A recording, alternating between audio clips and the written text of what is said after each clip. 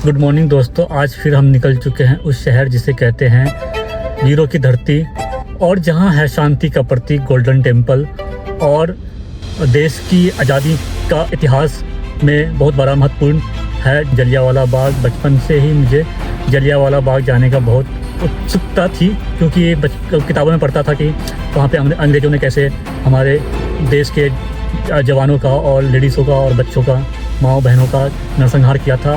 तो चलो मैं आपको भी वहाँ का दर्शन कराऊंगा और गोल्डन टेम्पल का भी दर्शन कराऊंगा। तो चलो यार मिलते हैं। और हाईवे से जा रहा हूँ, हाईवे पे निकले हुए हमें हो गए हैं कम से कम 1.5 घंटा हो गया। 7:30 बजे निकले थे सुबह, आराम से गाड़ी वाड़ी धो के ब्रेकफास्ट करके। तो so let's begin our journey.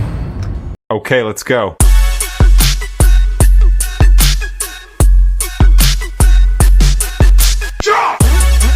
तो दोस्तों हम पहुंच गए हैं जलंधर, एक ऐसा शहर जो इतिहास और मॉडर्निटी दोनों का अनोखा संगम है। और टूरिस्ट एरिया की बात किया जाए, यहाँ 2 बहुत अच्छे प्लेसेस हैं। एक तो है देव तालाब मंदिर और दूसरा रंगला पंजाब हवेली। रंगला पंजाब हवेली की अगर बात किया जाए, यहाँ पे कहा जाता है कि दिन और रात 24 घंटे यहाँ पे बिल्कुल वो रौनक होता है और लोग घूमने के लिए आते जाते रहते हैं। गाइस और जानकारी दे दूँ, यहाँ पे बहुत सारे इंडस्ट्रीज़ हैं जो कि मेन इंडस्ट्री है स्पोर्ट्स गुड्स इंडस्ट्रीज। यहाँ पे स्पोर्ट्स के रिलेटेड जैसे क्रिकेट बैट हो गया, बैडमिंटन का रैकेट हो गया, रैकेट कॉक हो गया, और क्या कहते हैं हॉकी स्टिक हो गया, फुटबॉल हो गया, और क्या कहते हैं ग्लव्स हो गया। ये सब बहुत अच्छे पैमाने पे बनता है और इंटरनेशनल लेवल पे एक्सपोर्ट होता है। यहाँ की क्वालिटी बहुत अच्छी होती है और यहाँ पे लेदर्स के बहुत अच्छे प्रोडक्ट्स मैन्युफैक्चर होते हैं और छोटे छोटे पार्ट्स जैसे यहाँ से ट्रांसपोर्ट होता है। पार्ट्स अलग अलग कंपनीज़ का जैसे hyundai, टाटा और छोटी गाड़ी का, बड़ी गाड़ी का, सब तरीके का यहाँ से पार्ट्स मैन्युफैक्चर होके डिलीवर होता है बड़ी बड़ी सिटियों में। सो गाइस हम लोग खा पी के मॉल से फ्रेश होके निकल चुके हैं और सोचा कि आप लोगों को ये जलंधर के एक छोटे से मॉल का आपको व्यू दिखा दिया जाए। और व्यू ये है कि इधर की तरफ एक PVR सिनेमास है और बीच में आपको मिल जाएगा मैकडोनल्ड्स मिल जाएगा और क्या कहते हैं KFC मिल जाएगा, डोमिनोज मिल जाएगा खाने पीने के लिए। बंदे यहाँ पे अभी तक तो जो मैंने नोटिस किया है, बंदे अपने फ्रेंड्स के साथ, गर्लफ्रेंड्स के साथ आ रहे हैं। वैसे ज़्यादा क्राउड नहीं है। और उसके तरफ सामने जाओगे तो एक अच्छा सा हवेली नाम करके रेस्टोरेंट है और इसके जस्ट ये डोमिनोज के पीछे एक है हेडक्वार्टर्स नाम करके एक फैमिली रेस्टोरेंट है, वो भी अच्छा है। तो अब हम जलंधर से अब अमृतसर की तरफ रवाना होंगे गोल्डन टेम्पल के लिए। तो आप देख सकते हैं हम अमृतसर में एंटर कर चुके हैं। तो फाइनली गाइस जहाँ के लिए हम निकले थे वहाँ पहुँच गए हैं और अभी हम पार्किंग में लगा रहे हैं, जो कि पार्किंग इधर है। मुझे लगा ये कोई रोड है, बेसिकली ये सेपरेट पार्किंग का रोड बना रखा है गोल्डन टेम्पल के लिए।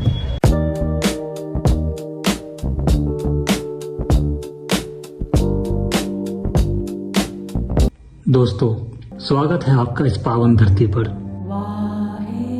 जहाँ है श्री हरमिंदर साहिब यानी गोल्डन टेम्पल।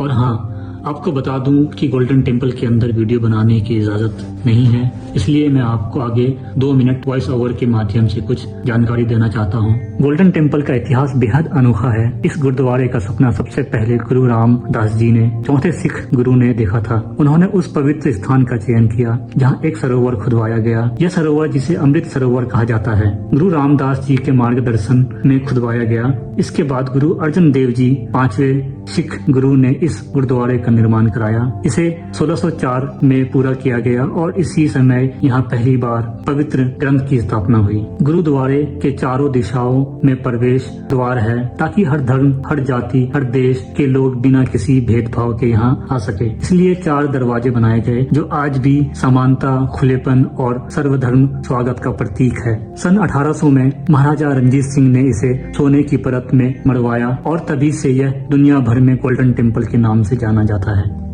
लेकिन असली खूबसूरती इसकी इमारत में नहीं, उस भक्ति, सेवा, विनम्रता में है जो यहाँ रोज महसूस की जाती है। परिक्रमा में कदम रखते ही ऐसा लगता है जैसे सारी आवाजें कहीं खो जाती है, बस गुरबानी की हल्की धुन और पानी के किनारे बहती हवा की शांति। और अगर आपने लंगर नहीं खाया तो आपका सफर अधूरा है। मैंने खुद यहाँ का लंगर खाया। पहले तो मुझे लगा कि शायद खड़े होकर खाना पड़ेगा, लेकिन ऐसा बिल्कुल नहीं था। यहाँ आपको वैसे ही बैठाकर खिलाया जाता है जैसे कि घर में मेहमान को इज्जत और स्नेह से भोजन कराया जाता है। जब मैंने खाया तो यकीन मानिए एहसास बिल्कुल ही अलग था। सिर्फ पेट नहीं भरता, दिल भी भर जाता है।